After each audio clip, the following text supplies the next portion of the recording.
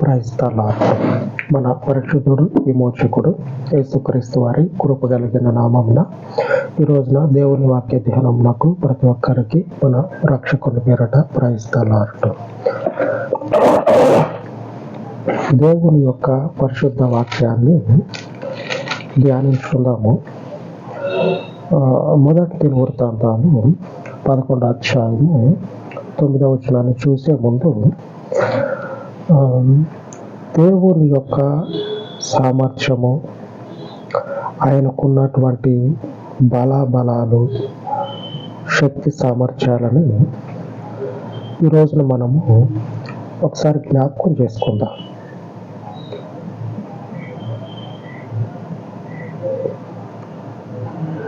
మట్టిలో ఉన్నటువంటి మనుషుల్ని ముత్యంలాగా, విలువైనటువంటి ఆభరణంలాగా దేవుడు మాత్రమే మార్చగలడు.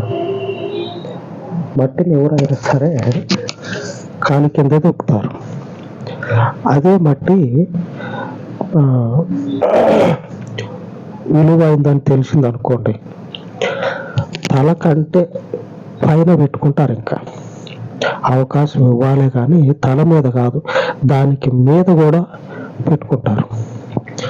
దేవుడు ఆ మట్టిలో ఉన్నటువంటి మనుషులని విలువైనటువంటి ఆభరణంగా మార్చగలిగిన దేవుడు.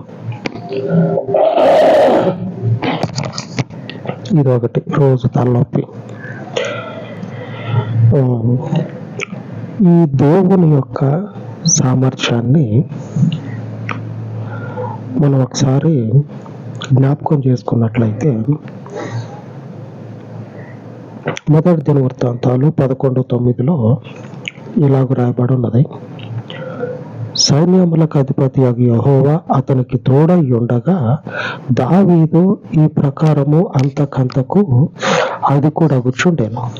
దావీదు ఏం చేస్తా ఉన్నాడంటే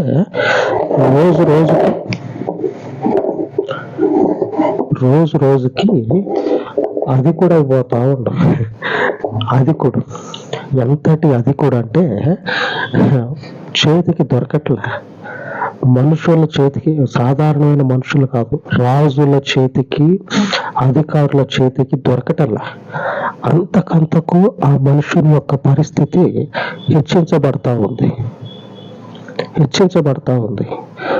జ్ఞాపకం ఉంచుకోండి, మనం నడుస్తున్నటువంటి మన ఈ జీవితము దేవుని చేత మనకు అనుగ్రహించబడది. ఈ జీవితంలో మనము విలువైనటువంటి ఆభరణంగా దేవుని ద్వారా మార్చబడతాం. ఈ మార్చబడేటువంటి క్రమంలో వాడి ద్వారా, వీడి ద్వారా భయం ఏమన్నా ఎదురవుతుందేమో గుర్తుపెట్టుకోండి. వాడు కాదు, వాడు అనుకున్నవాడు కాదు, వాడు ముందున్నోడైనా సరే ఏమీ చేయలేడు. అర్థమైందా? ఎవడు ఏమీ చేయలేడు. ఊపిరి తీసుకునే మనుషుడే కాదు, ఊపిరి లేనటువంటి శక్తులు కూడా, దయ్యాలు కూడా ఏమీ చేయలేవు. వాటికి భయాన్ని బెరుకుని పెట్టే దేవుడు మనకి తోడై ఉంటాడు. ఆయన యొక్క కార్యాలని, ఆయన యొక్క శక్తిని ఒకసారి జ్ఞాపకం చేసుకుంటా ఉండాలి. మనం చేసేది అదే పని అనుకోండి. ఈరోజు ఏంటంటే ఆయనకి ఉన్నటువంటి సామర్థ్యము ఒక మనుషునికి ఎటువంటి స్థితిని కలుగజేస్తుందో చూస్తా ఉన్నాం. దావీదు ఈ ప్రకారం అంతకంతకు హెచ్చించబడతా ఉండు. ఈయన రాజసంతతి కుమారుడు కాదు, రాజసంతతి కాదు. ఆ నీళ్లు లేనటువంటి అరణ్యంలో, అడవి మృగాలు తిరిగేటువంటి జంతువుల మధ్యలో తిరుగుతున్నటువంటి ఒక గొర్రెల కాపరి. జంతువుల మధ్యలో తిరుగుతున్నటువంటి ఒక సాధారణమైనటువంటి గొర్రెల కాపరి. ఈ ప్రకారం అధికమై ఎలాగైపోయిందంటే రాజులను సైతము కూడా తలదన్ని వాళ్ళకి అందనంత ఎత్తుకు ఎదుగుతా ఉంటాం. యెహోవా అను భయంకరమైన నామమునకు స్తోత్రము కలుగును కాక. ఆయన మాత్రమే మట్టిని మహా గొప్ప ఆభరణంగా మార్చగలిగిన దేవుడు. చేస్తాడు ఆయనకు అసాధ్యమైనది ఏమున్నది?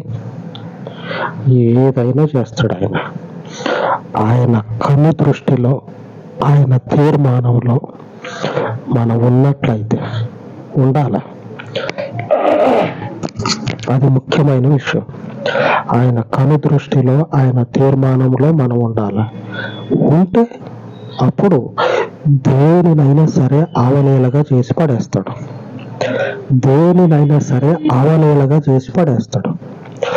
ఇది అవుతుందో కాదో. చిన్నప్పుడు ఏం చేసేదంటే ఆడుకోవటానికి పోయేటప్పుడు తినిపోయేది. ఎందుకంటే బలం రావాలి, తన్నుకోవాలి, సొక్కాలు జరిగేటట్టు తన్నుకోవాలి. అందుకని బలం ఉండాలని తినిపోయేది. తినిపోయి ఆడుకోండి అని చెప్పేది ఇంట్లో కూడా. తిని ఆడుకోవటానికి పోండి అని చెప్పేది. అట్లాగ పోయి ఆడుకునేది. ఎందుకంటే బలం రావటం కోసం. దేవుడు కూడా ఇది మనకు అవుతుందా కాదా, మనకు బలం ఉందా లేదా అని చూసుకోడు. దేవుడు అట్లా చూడటం. ఆయన బలమైనటువంటి దేవుడు. ఇది మనతో అవుతుందా కాదా, మన వల్ల కాకపోతే ఏం చేయాలి? మనకి బలం లేదనుకోండి, ఏం చేయాలి? పోయి తినేసి రావాలి. దేవుడు అట్లా చూస్తాడా? ఆయన శక్తి సామర్థ్యాలు కలిగిన దేవుడు. ఎంతకైనా ముందుకెళ్ళిపోతాడు. ఆయన తీర్మానంలో మొన్న ఈ మధ్యనే మనం చెప్పుకున్నాం. దేవుని తీర్మానంలో నిలబడి ఉండాలి. దేవుని తీర్మానంలో మీరున్నారనుకోండి, అప్పుడు మీకు ఏది కూడా తక్కువ కాదు. ఆయన మీకు తోడయ్యి ఉంటే ఏం చేస్తాడంటే గొప్పగా హెచ్చింపు అనేది, ఎదుగుదల అనేది ఆయన అనుగ్రహిస్తాడు. అంతకంతకు జీవితము వృద్ధిలోకి తీసుకొస్తాడు, అభివృద్ధిలోనికి నడిపిస్తాడు. ఎంతగా అంటే ఎవడేం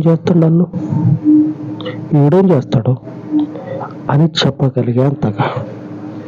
దావీదు ఇదే మాట అంటాడు చూడండి, కీర్తన గ్రంథం.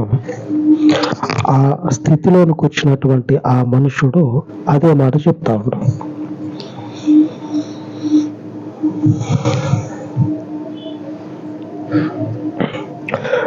56:4 కీర్తన గ్రంథం 56 అధ్యాయము 4 దేవుని బట్టి నేను ఆయన వాక్యమును కీర్తించెదను.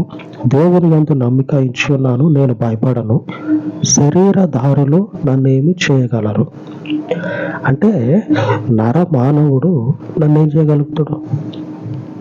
నేను బాగుపడతా ఉన్నా. అడ్డుపుల్లలు వేసి నేనిచ్చే 10 రూపాయలు తీసుకుని వీడు ఏడ బాగుపడుతున్నావు అని చెప్పినాను. 10 రూపాయలు ఇవ్వకుండా జాగ్రత్తగా వెనక పెట్టుకున్నావు అనుకో, దాచి పెట్టుకొని జేబులో పెట్టుకొని లేవు, అయిపోయింది. ఇప్పుడే వచ్చేటప్పుడు పాలు లేవంటే పాలు తెచ్చి ఇచ్చిన తర్వాత ఎత్తాలి. ఇట్లాగా చేతులు దాచుకొని ఎక్కడ మనం బాగుపడతాం అని చెప్పినని మనకు అవకాశం రాకుండా మనల్ని తొక్కాలని చూస్తారు చూడండి. అటువంటి వాళ్ళ యొక్క పన్నాగాలని, వాళ్ళ యొక్క బలాన్ని అంతటిని కూడా ఏం చేస్తారంటే తుడిచిపెడతాడు. ఇట్లా తుడిచిపెడతాడు ఏమి లేకుండా. శరీరదారులు నన్ను ఏం చేయగలరు? అంతేనా? ప్రాణం ఉన్నటువంటి మనుషుడు ఒంటి మీద సొక్కా లాగేసిన అనుకోండి, అది పరిగెత్తి ఇంటి బరా అని చెప్పి నన్ను భయపడతారు చూడండి. ఏది ఒంటి మీద సొక్కా లేకపోతేనే. ఈ మనుషులు మనల్ని ఏం చేయగలరు? ఎవ్వడు ఏమీ చేయలేడు. ఆయనకు అడ్డం వచ్చి అని చెప్పినాను ఇట్లాగా చిల్లర పనులు చేసుకుంటా, చిన్నపిల్లల్లాగా ఆడుకుంటా ఉన్నారనుకోండి, కొన్ని రోజులు దేవుడు చూస్తాడు. తెలియదులే, పోనీలే, దేవుని గురించి తెలియదు అని చెప్పినని విడిచిపెడతాడు. అదే పనిగా అట్లాగనే ముందుకు పోతా ఉన్నారనుకోండి, నవ్వుకోలేని విధంగా వాళ్ళ జీవితం అనేది దేవుడు వాళ్ళకి మార్చేస్తాడు. ఇక వాళ్ళ జీవితంలో నవ్వు అనేది ఉండదు, నవ్వులు పాలవుతారు. ఎందుకంటే ఆయన తీర్మానించినటువంటి ఆయన యొక్క సామర్థ్యం ముందు నిలబడి కుప్పిగంతులేస్తే మనుష్యుడు దావీదు ముందు నిలబడి కుప్పిగంతులేసినటువంటి రాజులు నేలలో పండుకొని పోయారు. దావీదు ముందు నిలబడి కుప్పిగంతులేసినటువంటి మనుషులు చివరికి దావీదు కడుపున పుట్టినటువంటి కుమారుడు అబ్షాలోము కూడా చనిపోయిండు. ఎవరేం చేయగలరు? ఆయన సామర్థ్యము అంత గొప్పది. దేవుని వాగ్దానం ఈ రోజున మీకే వాగ్దానం చేస్తూ ఉంది. రోజు కూడా మీకే అనుకోండి. ఈ పరిస్థితిలో ఉన్నటువంటి మీకు మరీ నొక్కి మరీ దేవుడు గుర్తు చేస్తూ ఉన్నాడు. ఒకవేళ మర్చిపోతారేమో, వాక్యం విన్న తర్వాత బయటికి పోతే మర్చిపోతారేమో అని చెప్పినని మరలా నొక్కి మరి ఎందుకు చేయటం అంటే గుర్తు పెట్టుకోండి, మనసులో పెట్టుకోండి. దేవుని వాక్య ధ్యానం ఈ రోజున మనకి ఈ రోజున వాగ్దానము మొదటి దినవృత్తాంతాల గ్రంథము 16వ అధ్యాయము 9వ వచనం.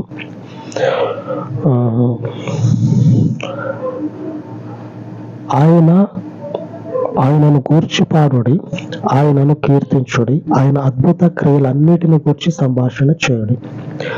ఈరోజు వాక్య ధ్యానం ఏమిటంటే ఈ వచనంలో ఆయన అద్భుత క్రియలన్నిటిని గురించి సంభాషణ చేయుడి. దేవుడు చేసినటువంటి గొప్ప కార్యాలను గురించి మీరు మాట్లాడుకోండి. ఎందుకంటే తద్వారా మీ జీవితానికి బలం అనుగ్రహించబడుతుంది. అవును కదరా? అక్కడ అభిషేకించబడినటువంటి మనుషుడే దేవుని శక్తి ముందు నిలబడి కాని పనులు చేస్తే సౌలుని దేవుడు హతమార్చాడు. కడుపును పుట్టినటువంటి అబ్షాలోము దేవుని యొక్క శక్తి సామర్థ్యాల ముందు నిలబడి కుప్పిగంతులేస్తే దావీదు అక్కడికి చెప్తాడు. దావీదు కింద మీద అవుతాడు. ఎందుకంటే సొంత కొడుకు కదా, వీళ్ళు ఏం చేస్తారు, సైన్యంలో ఉన్న వాళ్ళు ఏం చేస్తారు అని చెప్పినని పాపం నా ముఖం చూసి అబ్షాలోమును వదిలిపెట్టండి అని అంటాడు. దావీదు సైన్యాధిపతితో చెప్తాడు, యోవాబుతోటి, యోవాబు బాబు చిన్నోడు కదా, ఉదయం నా ముఖం చూసి ఏమనుకో అని చెప్పానంటే యోవాబు దావీదు ఆ మాట చెప్పినా సరే అసలు ఆ మాట శత్రువు గురించి దావీదు చెప్పినటువంటి మాటే గుర్తున్నట్లుగా చేస్తాడు. దావీదు ఆ మాట చెప్తే యోవాబుకి నా ముఖం చూసి అబ్షాలోము నేమనుకో అని చెప్తే యోవాబు ఏం చేస్తాడంటే ఒక శత్రువు గురించి దావీదు చెప్పినటువంటి మాట ఏమో అనుకున్న విధంగా అక్కడ అబ్షాలోమును చంపేస్తాడు. జరిగింది అదే. ఆమేన్. అంటే అర్థం ఏంటంటే దేవుని యొక్క అద్భుత క్రియలు ఆయన ప్రజలలో ఉన్నతంగా ఉంటాయి, మన జీవితాల్లో గొప్పగా ఉంటాయి. నీతి న్యాయాల మీద పడి మనము తిని తాగి జీవించి శ్రమ పడుతా ఆయన హత్తుకొని ఉన్నాం అనుకోండి, దేవుని శక్తి కలిగిన కార్యాలు తన మన అని చూడదు. ఆయన యొక్క ప్రజలకి హాని తలపెట్టాలని చూసినటువంటి వాడు ఎవడైనా సరే బాగుపడుతుంది. ఈయన్ని ఎట్లయినా సరే తొక్కితే మళ్ళలేకపోద్దు. మొక్కల్ని చిన్నతనం కదా, బడికి పోయే వచ్చే దారిలో, స్కూల్కి పోయి వచ్చే దారిలో చిన్న మొక్కలు నాటుంటే ఈ చిల్లర పనులకి కాలుతో తొక్కేది. ఏం తెలుసు మనకి, తొక్కేది. మొక్క పెరగొద్దని చెప్పినాను. అవి ఇంతే ఉంటాయి చిన్న మొక్కలు, రోడ్ల పక్కన అక్కడక్కడ నాటుంటే వాటిని తొక్కేసేది. అట్లాగా చిల్లర పనులు చేస్తే దేవుని ప్రజల జీవితాల్లో దేవుడు అదే విధంగా తొక్కేస్తాడు. ఆమేన్. దేవుని ప్రజలం మనం. ఎవ్వడు మనకి ఏ విధంగా హాని తలపెట్టాలని చూసినా చివరికి వాడే దేవుని చేత హాని చేయబడతాడు. దేవుని చేతిలో వాడే కనుమరుగై నాశనం అయిపోతాడు. మనకెవ్వడు ఏమీ చేయలేడు. ఆయన కార్యాలను ఒకసారి జ్ఞాపకం చేసుకోండి. మీ జీవితాల్లో ఆయన యొక్క శక్తి పనిచేయును గాక. మీ జీవితాలలో ఆయన గొప్ప కార్యములను జరిగించును గాక. అలాగ ప్రార్థన చేసుకుందాం. సర్వోన్నతుడా, జీవము కలిగిన తండ్రి, నిజముగా నీవు మాత్రమే దేవాది దేవుడవు, కృప చూపుటకు సమర్థుడవు. నీ ప్రజలం మేము, నీ పరిశుద్ధ సింహాసనం ముందు నిలిచినటువంటి నీ అభిషిక్తులము మేము. ఈ పరిచర్యని తండ్రి విస్తరింపచేయమని, మనుషుని యొక్క సహాయం పొందుకుంటున్నానా? మనుషుని యొక్క సహాయం కొరకు ఆశ కలిగి జీవిస్తూ ఉన్నానా?